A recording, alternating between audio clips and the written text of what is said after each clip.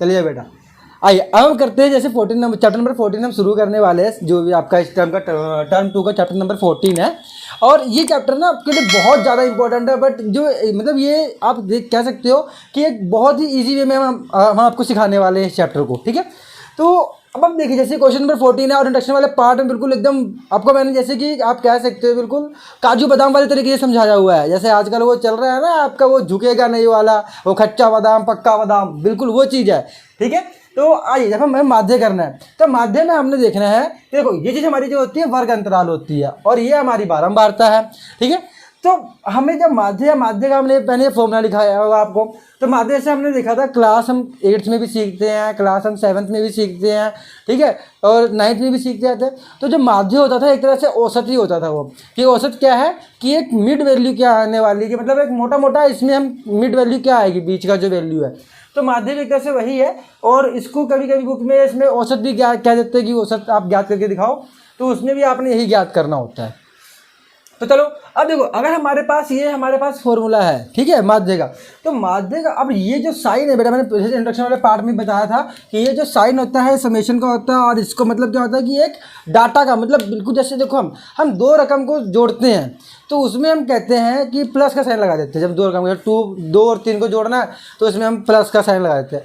But जब हम किसी एक डाटा को जोड़ते हैं ना, पूरी एक सीरीज़ को, ठीक है ना, अब इसको पूरे को जोड़ना, अभी ये छोटी है पर कभी कभी ऐसे बैंक में वर्क जो लोग करते हैं या कहीं मतलब एक्सेल पे काम करते हो, आगे आगे जैसे आप बड़े होगे, मे बी अलग अलग फील्ड में जाओगे, तो उसमें क्या होगा कि ये जो सीरीज है इसको प्लस करने के लिए सीरीज का जो प्लस होता है उसके लिए हम ये समेशन का साइन लगाते हैं।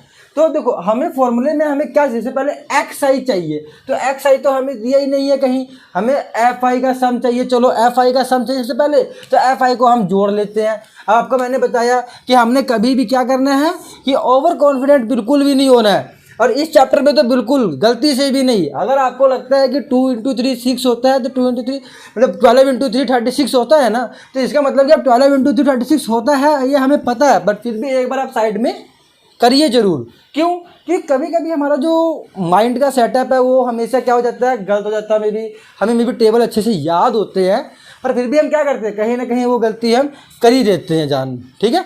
ये अब मे बी आप जानबूझ तो हम नहीं कह सकते, क्योंकि हम जानबूझ तो खड्डे में कूदना चाहेंगे नहीं, ठीक है। अगर हम खड्डे में जानबूझ कूदेंगे तो चोट भी हमने लगी है, ठीक है। और अगर हम गलती से भी गिरते हैं तो भी चोट हमें ही लगनी है। तो हम चलो जानबूझ के गलती से गिरे, चलो वो एक कोशिश था, पर हम जानबूझ के अगर हम क्या है खड्डे में गिर रहे हैं और खड्डा हमें पता है कि पहले से ही गहरा है और उस खड्डे में गिरने से नुकसान हो सकता है, तो हम क्यों ना उस खड्डे से बच के चलें, ठीक है। तो आइए हम इसको प्लस कर लेते हैं। अब प्लस करने के लिए अगर हमने क्या कर दिया, 12 16, अब इन दोनों को प्लस करेंगे 13 एंड ये 9, इनको प्लस कर दिया 9 3 12 और 2 14 और 6 22 3 ये 50, मतलब आपका ये 50 आ गया। तो हम इसको लिख दें sum of F I equal to 50। ये आपका ये होगा कि इसका पूरे एफ आई का टोटल आ गया। बट अब हमें देखो ध्यान से अगर हम देखेंगे तो हमने देखा कि अब हमें एक्स आई चाहिए पहले, एफ आई इंटू, इसके बीच में कोई साइन नहीं, उसके बीच में मतलब कि मल्टीप्लाई का गुना का साइन है। तो पहले मुझे एफ आई और एफ आई तो है मेरे पास, एक्स आई ज्ञात करना है। तो एक्स आई का हमारे पास एक सूत्र होता था, ठीक है ना, एक्स आई का हमारे पास एक सूत्र होता था जो मैंने आपको इंट्रोडक्शन वाले पार्ट में भी बताया था, ठीक है, इंट्रोडक्शन वाले पार्ट में भी बताया था आपको। तो ये एक्स आई का ये इंट्रोडक्शन में मैंने बताया था आपको ये फॉर्मूला। तो यही हमारा अब ऊपरी वर्ग और ये निचला वर्ग, मतलब ऊपरी वर्ग ये वाला और निचला वर्ग ये वाला, निचला मतलब नीचे, ठीक है। तो ये ऊपरी वर्ग नीचे वर्ग आप आपने क्या करना है, एक्स आई निकालना है, किसका, पहला। जैसे पहले आपने ये एक्स आई निकाला, तो चलो ऊपरी वर्ग और निचले वर्ग दोनों को जोड़ो पहले। अगर हम दोनों को जोड़ते हैं तो 0 + 10 क्या आना है, 0 + 10, और अब उसको 2 से भाग कर दीजिए। तो आंसर आया 10/2, मतलब आंसर आया हमारे पास 5, ठीक है। तो हमारे पास आंसर आ गया 5। तो ये 5 आया, तो मतलब ये हमारा पहले वाले वर्ग अंतराल का एक्स आई आ गया, मतलब मध्य आ गया, मध्य बिंदु, ठीक है। तो अब हमने देखा ये वाला, अब इन दोनों को जोड़ेंगे, 20 + 10/2, तो 30/2, मतलब आंसर 15 आ गया, ठीक है। तो आपने देखा कि पहले का 5 दूसरे का 15, तो इसी तरह आप इसको भी करेंगे, इसको भी करेंगे, इसको भी करेंगे। अब ये चलो ये डाटा छोड़ा था, कल को आपको जो ये मिलेगा 10 तक भी मिल जाता है किसी, तो हमने इतना टाइम वेस्ट करना ही क्यों है। आप क्या करिए, सिर्फ आप पहले 2 निकालिए, ठीक है। आपने पहले 2 निकाल लिए, पहले 2 निकालने के बाद आपने देखना है कि इन दोनों में कितने का अंतर है। हमने देखा इसमें अंतर 10 का, तो इसमें आप 10 जोड़िए, अगले का आंसर आ जाएगा। फिर इसी में आप 10 जोड़िए, इसमें का आंसर आ जाएगा। और इसी में आप 10 जोड़िए, अगले का।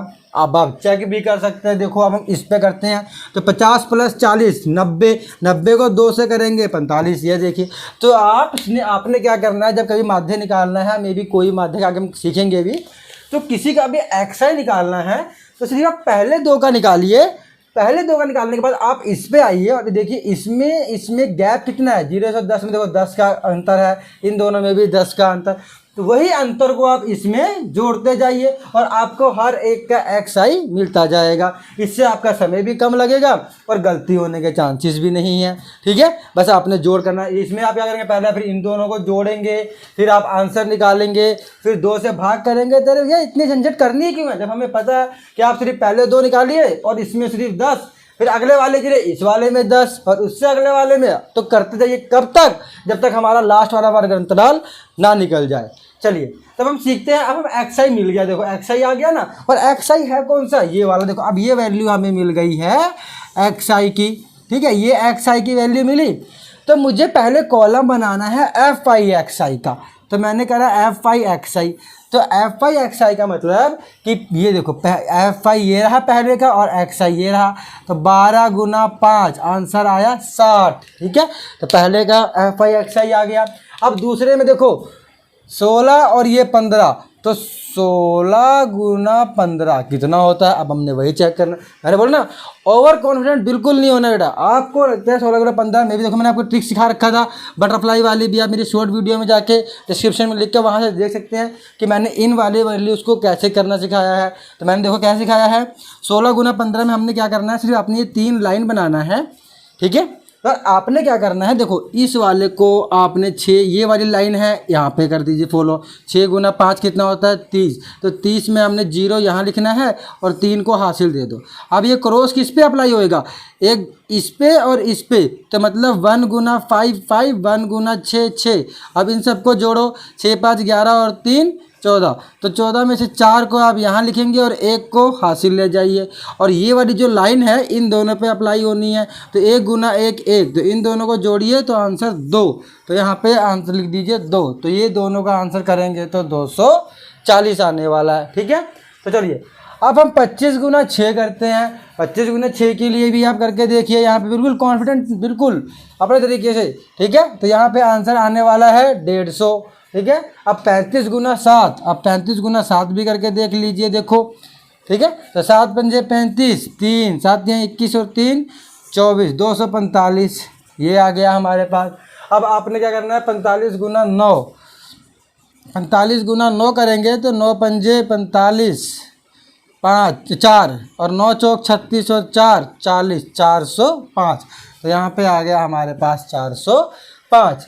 अब देखिए ध्यान से, अब हमें क्या चाहिए था फॉर्मूले, माध्य निकालने के लिए सम मतलब योग, इन सब को जोड़ना है। अब इन सब को जोड़ने के लिए हमें एक लाइन मारिए। देखो यहाँ पे 240, फिर हमारे पास 60, और ये 150, फिर 245, फिर 405।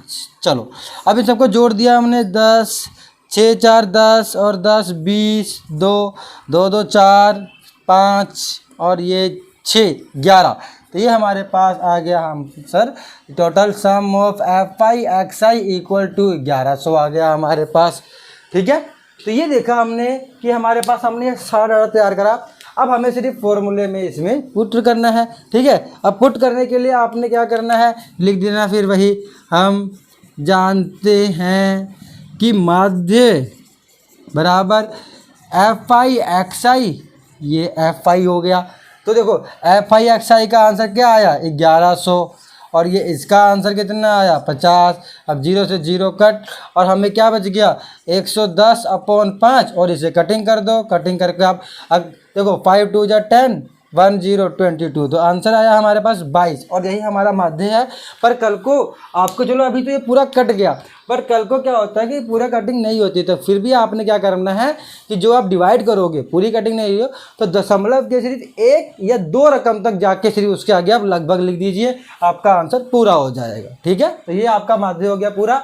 और ये हमने करा चैप्टर नंबर 14 में टाइप फर्स्ट कि हम माध्य कैसे ज्ञात करते हैं, और आगे के हम क्वेश्चंस कर रहे हैं, पर उससे पहले आप चैनल को सब्सक्राइब कर दीजिए। ठीक है, और ताकि इससे क्या होता है कि जब आप सब्सक्राइब करते हैं, वीडियोस को देखते हैं, एंड तक देखते हैं, तो हमें भी थोड़ा सा ये होता है सब्सक्राइब करने से आपके एक मोटिवेशन मिलता है कि हाँ जो हम काम कर रहे हैं वो कहीं ना कहीं चलो उसकी वैल्यू कहीं कि रिजल्ट निकल रहा है। ठीक है, और आप सब्सक्राइब करेंगे उससे मोटिवेट होते हैं ताकि हम अपने काम को और अच्छे से कर सकते हैं, ताकि और आगे जो वीडियोस हैं उसको भी हम और अच्छे से बनाएं और अच्छे से प्रिपेयर करें, आपके लिए और अच्छी अच्छी शॉर्ट ट्रिक्स लाएं। ठीक है, तो चलिए आइए हम करते हैं क्वेश्चन नंबर 2। चलिए बेटा, तभी ऐसे हमने देखा जब पहले हमने एक मेथड मतलब जो माध्य निकाला उसका भी हमने ट्रिक सीखा, और अब हमने जो दूसरा मेथड है आपका, जो दूसरी विधि है, ये कल्पित माध्य विधि, ये भी महत्वपूर्ण है। और यही आपके मतलब जो एग्जाम है इसमें 2 ही विधियाँ हैं, और ये आपने तभी निकालना जब आपको एग्जामिनर बोल रहा है।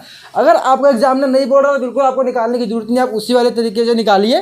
ठीक है, तो इसमें देखो बेटा कि हमारे पास तो ये फॉर्मूला है। अब हमने, मैं देखो लास्ट वाले क्वेश्चन किया उसमें भी फॉर्मूला, हमने फॉर्मूले से ही इसको आगे आना है हमने। तो फॉर्मूला हमारे पास देखो ये है, कैसे पहले इसमें एक नई चीज़ आई, फिर डी चलो डी भी हमारे पास नई चीज़ आई, पिछले वाले में XI था, इस वाले में DI है, और ये सम ऑफ FI। तो ऐसे क्वेश्चन में सबसे पहले हमने हर क्वेश्चन में FI सम निकालना है। तो हमें पता है, जैसे अभी देखो अभी हमने देखा कि ये माध्य क्वेश्चन मैंने वही पिछले वाले ही लिया है, क्यों? क्योंकि आप किसी भी माध्य से निकाल लीजिए, आंसर जो है आपका वो बिल्कुल सेम आने वाला है। तो हमने देखा था पिछले वाले में हमने टोटल इसका निकाला था कि ये हमारे पास टोटल 50 आया था। ठीक है, अब इस वाले में हमने क्या करना है, सबसे पहले देखो अब मुझे पहले DI चाहिए। तो DI के लिए, DI क्या होता है? DI हमारा जो होता है कल्पित माध्य बोलते हैं इसे। कल्पित माध्य मतलब कि कोई भी एक आप माध्य को कल्पना कर लो कि ये माध्य होगा। ठीक है, तो उसका फॉर्मूला होता है, कल्पित माध्य को हम D सेट लिखते हैं, और इसका फॉर्मूला होता है XI माइनस A। अब उसके लिए पहले फिर से मुझे XI निकालना पड़ेगा, और XI भी मैंने पिछले क्वेश्चन में आपको बिल्कुल ईजी वे में सिखाया कि हमने XI कैसे निकालना था। ठीक है, तो XI के लिए देखो मैंने क्या सिखाया था कि आपने इन दोनों XI निकालना है, तो XI का आपका फॉर्मूला मैंने पिछले वाले क्वेश्चन में लिखाया था। ठीक है, वो वहाँ से आप फॉर्मूला लिख देना XI का कि क्या फॉर्मूला था। ठीक है, फिर देखिए ध्यान से, तो हमने देखा कि हमने इन दोनों को जोड़ना और 2 से डिवाइड करना था, फिर इन दोनों को जोड़ना है, 2 से डिवाइड करना था, और पहले 2 निकालने के बाद हमने क्या देखना था कि इनके बीच का गैप, या इनके बीच में गैप कितना है 10, तो इसमें 10 ऐड करते जाइए। ठीक है, तो ये हमारे पास इसका सबका क्या आ गया, हमारे पास XI। तो अब हमें उसे DI, सबसे पहले DI चाहिए, तो DI चाहिए, तो DI के लिए XI माइनस A एक फॉर्मूला है, तो XI minus DI equals to XI minus A। ठीक है, XI माइनस A ये निकालना हमें ज़रूरी है। तो XI माइनस A के लिए हमने क्या करना है, देखो पहले XI माइनस A, XI मेरे पास, अब XI में से हमने पहले किसी को A को लेट करना पड़ेगा, और A ही तो हमारा ये है। तो हमने क्या करना है, कल्पित माध्य अज्यूम मीन। ठीक है, तो ये हो गया हमारे पास। तो A मान लीजिए, यहाँ लिखना आपने, मान लीजिए A बराबर कोई भी आप, और मानना किस में से है, A को XI में से, XI में से किसी को मान लो हमने इसको मान लिया, तो A बराबर 25। ठीक है, अज्यूम इन मान लो इसको। ठीक है, ठीक है, तो हमने ये मान लिया। तो अब देखो निकालने का तरीका, पहले निकालना है तो 5 माइनस 25, तो जो कि आंसर आ गया -20। अब इसमें करेंगे 15 माइनस 25, जो कि आंसर आया -10, और 25 माइनस 25 आंसर आया 0। ठीक है, और 35 माइनस 25 10, 45 माइनस 25, और ये हमारे पास आ गया 20। तो ये देखा हमने कि ये जो आए हमारे पास, देखो ध्यान से कि ये हमारे पास, ये देखिए ध्यान से, ये हमारे पास DI की वैल्यू आ गई। तो DI की वैल्यू तो हमारे पास आ गई, तो हमने क्या लिखना है, ये FI DI निकाल लीजिए। अब FI DI निकाल लीजिए। अब तो FI DI का मतलब क्या है, ये हमारे पास FI और ये हमारे पास DI। तो पहला FI DI बनेगा 12 गुना -20 मतलब -240। ठीक है, और 16 गुना -10 मतलब -160, 6 गुना 0 मतलब हमारे पास 0, 7 गुना 10 70, 9 गुना 20 180, ठीक है।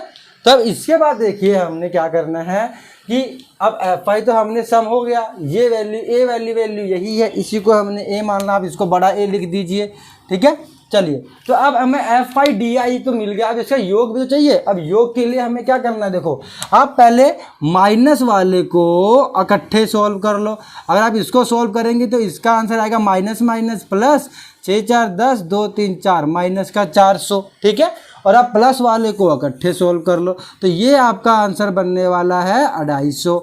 और हमें पता है कि अगर हम इन दोनों को करते हैं प्लस माइनस माइनस, साइन बड़े वाले का और इसमें से माइनस करिए तो 0, 10 में से 5, 3 में से 2, ये आ गया हमारे पास 150।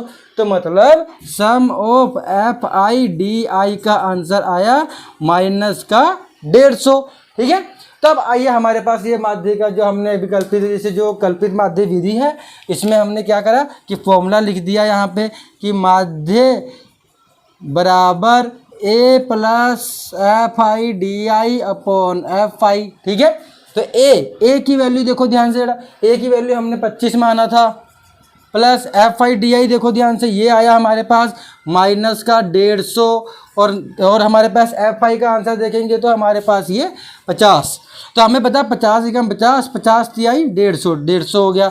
और ये 25 प्लस माइनस माइनस, आंसर आ गया हमारे पास 22।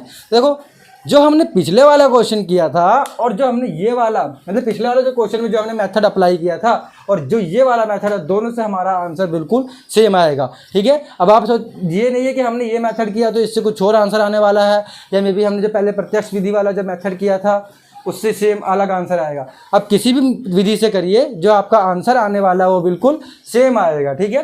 तो ऐसे ही आगे के लिए अब हम आगे जो है हम बहुलक सीखने वाले हैं, या मे बी बहुलक जब सीखेंगे उसमें भी हम बिल्कुल इजी वे में सिखाएंगे उसको। तो उससे पहले आप चैनल को सब्सक्राइब कर दीजिए और वीडियो को एंड तक जरूर देखा करिए, ताकि आपको हर टॉपिक की क्लैरिटी बनी रहे। आई उनका क्वेश्चन में माध्य के हमने 2 टाइप्स किया और 2 सिलेबस में, और तीसरा वाला जो टाइप है वो आपके सिलेबस में नहीं है। तब हम करने वाले हैं बहुलक। बहुलक भी बहुत ज़्यादा इंपॉर्टेंट है। और आप देखो, जब हम कुछ जब तक हम मन नहीं बनाएंगे कुछ सीखने का, तब तक हम कुछ सीख नहीं पाएंगे। तो देखो बहुलक भी जैसे बच्चे कहते हैं गलतियाँ बहुत होती है या मेरी समझ में नहीं आता, तो आप उसको ध्यान से देखिए। बस हमने क्या है बहुलक में क्या चीज़ क्या है, हमने सिर्फ एक डेफिनेशन की क्लैरिटी लेनी है। तो बहुलक का हमारे पास सबसे पहले देखो ये फॉर्मूला होता है। तो L जो है हमारा बहुलक वर्ग का निचली सीमा। अब बहुलक वर्ग जो भी हम इसमें से लेंगे उसमें से निचली कौन सी होती है, ये निचली होती है, ये ऊपर वाली होती है। तो इस वाली को हमने लेना ही नहीं। जो मान लो ये बहुलक वर्ग होएगा तो इसकी निचली सीमा ये, अगर ये बहुलक वर्ग होएगा तो इसकी निचली सीमा ये, ठीक है। तो चलिए H क्या हो गया, वर्ग अंतराल। वर्ग अंतराल मतलब क्या होगी, इनके और इनके बीच का गैप, कि इसमें और इसमें गैप कितना है। देखो जो गैप इसमें और इसमें होगा वही गैप इसमें और इसमें भी होगा, वही गैप इसमें, मतलब जो वर्ग अंतराल है। अच्छा, इस क्वेश्चन की अगर मैं बात करूं तो वर्ग अंतराल मुझे पता चल जाएगा कि जो कि हमारे पास 10 होने वाला है, ठीक है। अब बहुलक वर्ग की बारंबारता लेनी है, बहुलक वर्ग की तो सबसे बड़ी बारंबारता। तो बहुलक निकालने में सबसे पहले आपने क्या देखना है कि जो आपकी बारंबारता दी है इसमें सबसे बड़ा नंबर कौन सा है। तो हम देखा सबसे बड़ा नंबर हमारे पास कौन है, 16। तो 16 अगर हमारे पास सबसे बड़ा नंबर है तो यही हमारे पास F1 हो गया। और 1 से पहले हमेशा क्या आता है, 0। तो 0 आता है तो ये F0 की वैल्यू हो गई। और 1 के बाद क्या आता है, 2, तो ये F2 की वैल्यू हो गई, ठीक है। इतना हो गया। अब बच गया L। तो मैंने क्या दिखा कि जो आपने F1 लेना है उसी के उसको बॉक्स कर दीजिए, ठीक है। तो उसमें जो अब देखो हमने क्या लिखा था, इसमें जो निचली वाली होएगी वो L होएगी, मतलब ये L की वैल्यू। तो L की वैल्यू हो गई हमारे पास 10, ठीक है। और हमारे पास देखो F1 हो गया 16, और हमारे पास F0 हो गया 12, और F2 हो गया हमारे पास 6। चलिए, तो अगर देखो, और मैंने आपको ये चीज़ अपने इंट्रोडक्शन वाले पार्ट में एक ही चीज़ क्लैरिटी के साथ समझाया हुआ है सारा, कि L क्या होता है, F1 क्या होता है, F0, बिल्कुल एक ही चीज़ क्लियर है। उसके बावजूद मैंने यहाँ पे लिख भी दिया है कि ये हमारे पास गोल का ये चीज़ को हम ये कहते हैं। बट आपको एग्जाम में ये लिखने की जरूरत नहीं है, कि आपको मैंने फॉर्मूला समझाया और मैंने बताया कि आपको ये सब कुछ लिखना चाहिए, एग्जाम में आपको जरूरत नहीं है। आपने जब बहुलक का केस आएगा सिर्फ डाटा को बनाना है और आपने बहुलक का लिख देना है। उसके ऊपर कि हम जानते हैं बहुलक का ये सूत्र होता है, ठीक है। तो बहुलक के सूत्र के अकॉर्डिंग अगर हम देखेंगे तो हम लिखना है हमने कि बहुलक बराबर में। देखो अब सबसे पहले हमने क्या लिखना है बेटा, एल लिखना है। एल क्या है हमारे पास, देखो ध्यान से, तो ये एल हो गया, तो ये 10 लिख दिया। फिर प्लस ये ब्रैकेट को ना आपने ऐसे लंबा बनाना, देखो ठीक है। तो सबसे पहले हमने क्या लिखना है, F1 देखो मेरे पास कहाँ, ये रहा 16 माइनस F0 देखो यहाँ पे कहाँ पे है, ये रहा, तो ये 12 हो गया। और नीचे 2 इंटू F1 करना है, मतलब 2 इंटू 16 माइनस